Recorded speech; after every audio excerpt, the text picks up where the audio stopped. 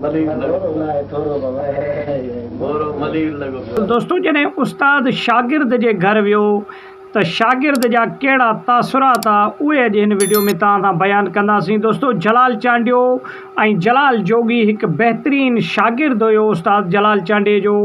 जलाल जोगी पहिरीं त जलाल चांडे जे मुखालिफ़त में ॻाईंदो हुयो ऐं कॉम्पिटिशन में ॻाईंदो हुयो, लेकिन जॾहिं जलाल जोगीअ ॾिठो त मुंहिंजी हाणे दाल नथी ॻरे, हालांकि इहा शरारत सॼी कंपनी वारनि जी हुई, लेकिन उन जे बावजूद बि जलाल जोगीअ हार मञे पोइ वरी जलाल चांडे वटि वञी ऐं जेको आहे सो सॻो ॿधी ऐं जलाल चांडे जो शागिर्द थी पियो। लेकिन जलाल चांडे खे वॾे अरसे खां वठी जलाल जोगी चवंदो पियो अचे त मुंहिंजे ओताक ते तव्हां अचो ऐं मुंहिंजी दावत खाई वञो, लेकिन जलाल चांडियो तव्हांखे ख़बर आहे सिंध जो हिकु वॾो फ़नकार हुयो ऐं जलाल चांडे खे टेम न मिलंदो हो काॾे अचण वञण जे लाइ। उहे प्रोग्राम ई एॾा मिलंदा हुया जलाल चांडे खे जो जलाल चांडियो मसरूफ़ तरीन इंसानु रहंदो हुयो पंहिंजे दौर में। त दोस्तों जलाल चांडे जा अहिड़ा वाक़िया बि आहिनि जो माण्हू शादीअ जी तारीख़ पोइ ॿधंदा हुया, पहिरीं जलाल चांडे खां जेको आहे सो तारीख़ वठंदा पंहिंजे शादीअ जे लाइ, पोइ वञी कार्ड छपाईंदा, पोइ वञी दावतूं हलाईंदा हुया। त अहिड़े तरीक़े सां ऐं मुंहिंजे पासे में विडियो हली रहियो आहे, तव्हां ॾिसो पिया त जॾहिं जलाल जोगीअ जे ओताक ते जलाल चांडियो आयो त तव्हां जलाल जोगीअ जा तासुरात ॾिसो छा आहिनि।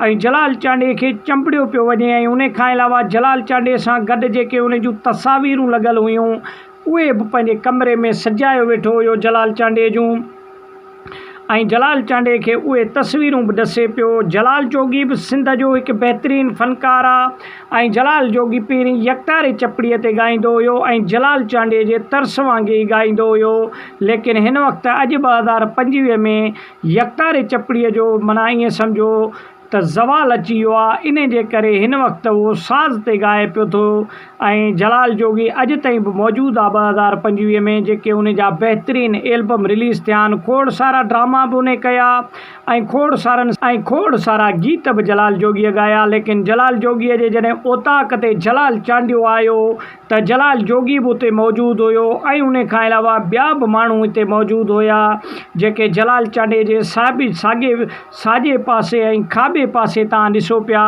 त जलाल चांडियो बि तमामु ख़ुशि पियो ॾिसण में अचे। पंहिंजूं तस्वीरूं जेके कमरे में लॻल हुयूं जलाल जोगीअ जे उहे बि ॾिसे पियो ऐं जलाल जोगीअ सां कचहरी बि करे पियो ऐं तमामु घणो ख़ुशि बि थिए पियो। जलाल चांडियो ख़ुशि तबियत माण्हू हुयो ऐं जलाल चांडियो रोबताब वारो माण्हू हुयो लेकिन दिलि जो नरम माण्हू हुयो ऐं जलाल चांडे सां लखे माण्हू मोहबत कंदा हुया सिंध जा। त वॾी महिरबानी, आणींदासीं को नेक्स्ट वीडियो तव्हांजे लाइ, बहितरीनु वीडियो। सुठो लॻे